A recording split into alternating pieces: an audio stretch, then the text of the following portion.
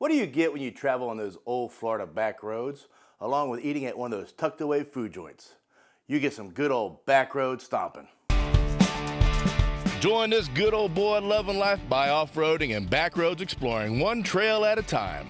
So get on in and buckle up, because we're getting ready to roll.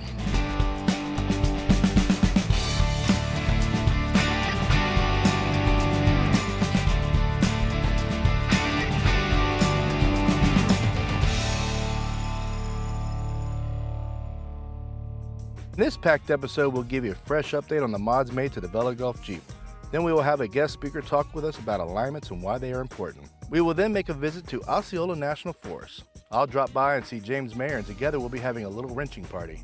Mike Groves will be dropping in, and he will go over some basic off-roading skills that will help you and your trailing buddies out while you're out on those trails. Then we'll head over to Deep South BBQ in Brooksville.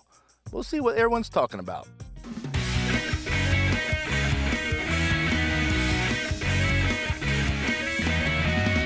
Since the last episode, I had installed a front and rear adjustable track bar made by TerraFlex. Ever since I lifted the Jeep to 4 inches and put 37s on there, the Jeep had been all over the road while driving on the interstate. You want to make sure your axles are perfectly aligned to the body. By installing these bars, it helps with any handling issues on front end shimmy. These track bars are 230% stronger than the stock bar, making it the strongest track bar on the market. Depending on which lift you purchase and install, you want to make sure your upgraded track bars either come with the kit or you install them at that time. In my opinion, going with a bigger lift and tires, they are very much needed. I've also replaced the factory ball joints that were unable to handle the demands of a bigger lift and bigger tires, not to mention the repeated off-road use. So over time and many miles, they need to be replaced. I have installed the TerraFlex heavy-duty adjustable ball joints. Made from 4104 chrome moly steel, these ball joints can handle extreme side load demands without failure. I'm here now with Jesse Hatfield, manager of Full Wheel Parts. I have the VELLA GULF down here getting in alignment. I just had those track bars installed, so we need to make sure that the Jeep's running perfectly. Jesse, thanks for having us down here. Why don't you tell us a little bit and the viewers about what alignments are and how important they are? Sure. Alignment is really just basically squaring up the vehicle to get everything back in line with where it was from the factory. We all know that our vehicles are modified, sometimes to the extreme, sometimes not, but when they get modified, lifted and widened, stuff like that, we have to get them back into a track to where they drive down the road normally and they perform off-road. So taking into account what modifications have to be done or what have been done will dictate what path we go to get that to where it's squared up and performing again. How often should they get them done? A rule of thumb is going to be once a year to at least get it checked on anything that has been lifted over a couple inches. May or may not need adjustments, but the more you go off-road, the more frequently you're going to have to get it realigned again. Okay. Thank you for the insightful tips.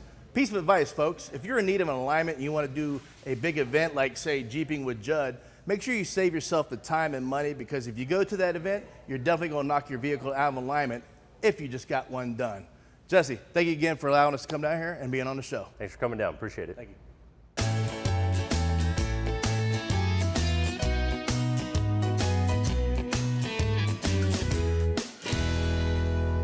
Osceola National Forest, named in honor of the noted Seminole warrior Osceola. It's located 50 miles west of Jacksonville. In 1931, by President Hoover's proclamation, the forest was created, making up approximately 200,000 acres. There is plenty to do here in Osceola. You can spend a weekend camping, hiking, biking, riding horseback, and of course, riding the off-road trails. So far, we've experienced some different types of terrain, and the trails out here can range from being just dry and dusty to very muddy and wet with holes. Earlier today I broke off one of my pegs from my driver's side disconnect, so now they're off, my disconnects are off, and it's making for a really nice, interesting ride. Yeah, so this is some really cool trails up here in Osceola. This national forest, it looks like, with the way obviously you can see with the environment, is that it retains all the water from the rain waters. And it's just really cool up here. It's some tight trails, but you know what? That's the whole vehicle that we got. Yeah, we're gonna get some nice pennants, pinstriping, whatever you want to call it. You know, next time you detail your vehicle, buff them out, or be proud of the pinstriping you get. Osceola is so huge it covers the Columbia, Baker, Bradford, and Hamilton counties. Well, that's it. Osceola National Forest. I hope you enjoyed the little video overview that we created for you. And it's been a great 2 days out here enjoying nature, enjoying some of the history that the local park offers. And be sure to make it either a nice day trip or a great weekend trip, and bring the family on out.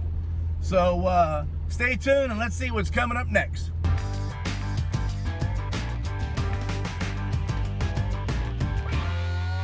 Welcome back, everybody. I'm here with James, and in this segment we're going to be talking about changing out a serpentine belt, 2 idler pulleys, and we're going to accomplish that here on the VELLA GULF. Now, normally a serpentine belt will last between 45 and 75,000 miles, or 4 to 5 years, but that's on a typical car. Yeah, and so with the off-road use and the hauling heavy loads, not to mention the taxing workouts we do to these Jeeps, we really shorten their lives dramatically. Now, Brian has over 63,000 miles here on the VELLA GULF, and as belts wear, they'll tend to split or tear or break in half. And that's a really bad thing. We don't want to do that because if we're on the trails, it's just not going to make a good day for us. So I haven't been hearing any noise from the belt, but I've heard noise from one of the idler pulleys. So while we're in there, we're going to swap out both pulleys and the belt. We'll go ahead and inspect the belt, and if it's still usable, we can use it as a spare. So if you have an emergency on the trail, you can throw it on to get yourself home. Yeah, that's a great idea. So keep that in mind. Don't throw the belts away, because if you're out on the trail, if you're up at, out of state or whatever, and the local parts department's closed, that's not going to make a good day for you either. So what do you say? You want to get started? Let's get started.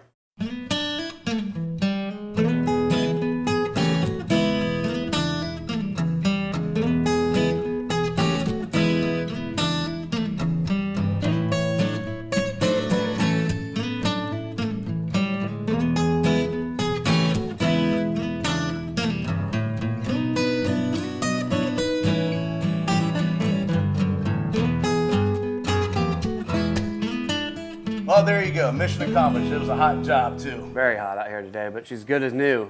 Maybe next time you can do this on your own? I'm sure I can. I want to thank you for your help. You're welcome. Folks, thank you for watching us wrenching in the garage time. We're going to be going down to Deep South BBQ, but coming up next, we're going to talk with Mike Groves as we talk about safety tips while you're out there exploring around on those trails with your trailing buddies. Stay tuned.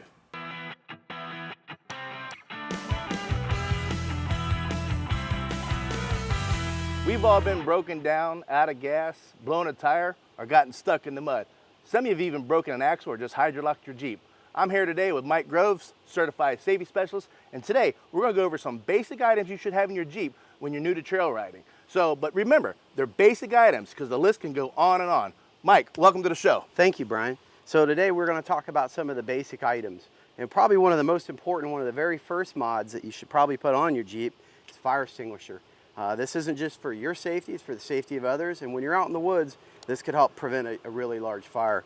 There's been some kind of a debate or whatever where we should mount our fire extinguisher. And a lot of people put them on the back roll bar, and some people put them up under their front seat.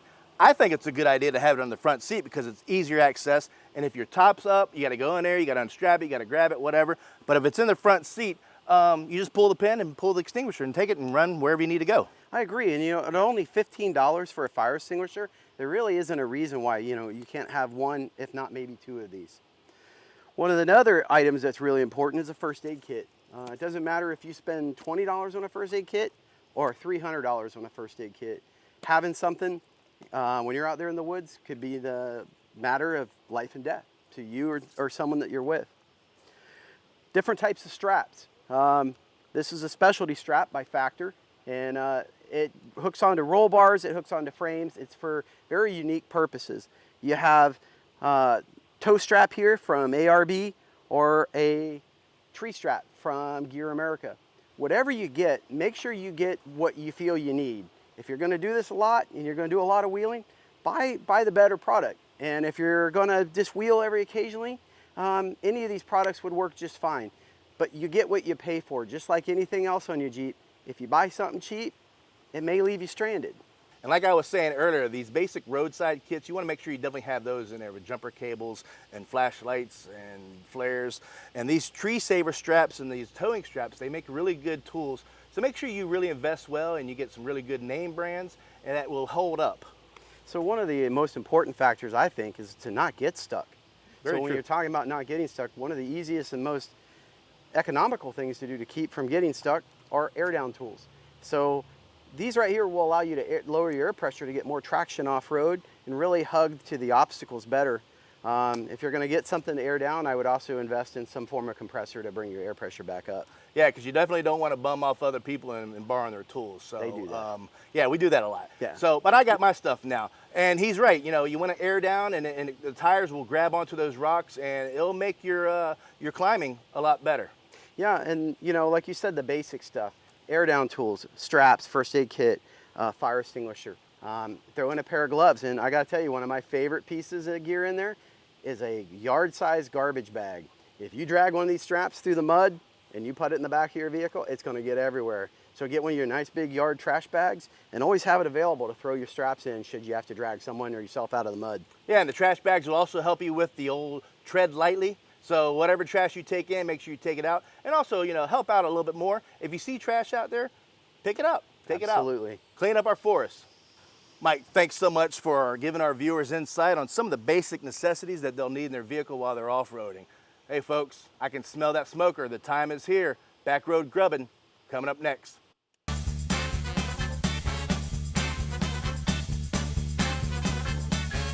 We have arrived here at Deep South BBQ in Brooksville. Family owned since 1998. I passed this establishment many times on my way to Citrus. It smells really good outside. Let's go on inside and get something to eat.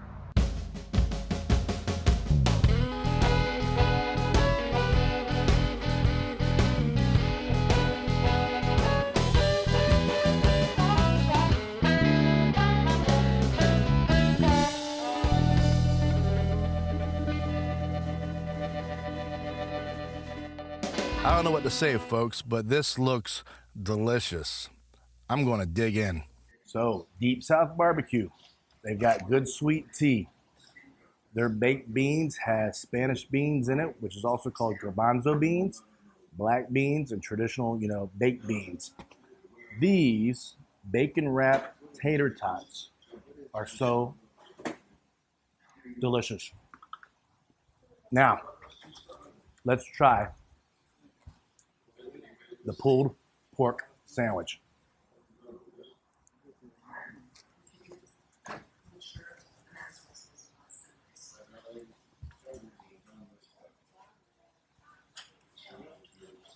Be careful when you ask for the hot barbecue sauce because it is hot.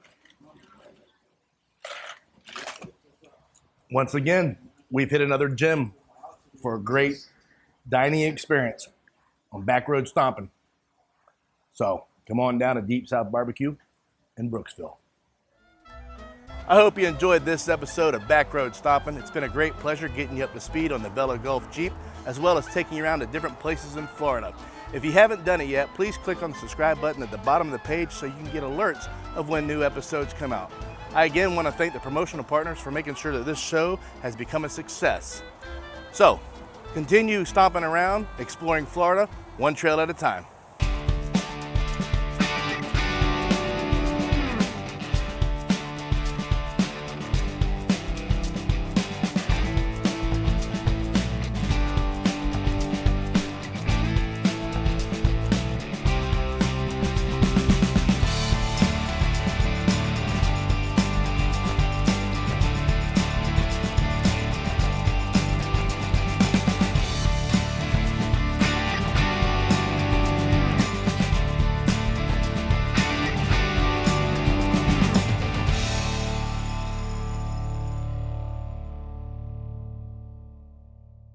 On the VELLA GULF. So we're going to accomplish that today. Normally a serpentine. Is it going too slow now? Yeah, that's going too slow. Sorry. We would like to thank our promotional partners for their extended support in the production of this series.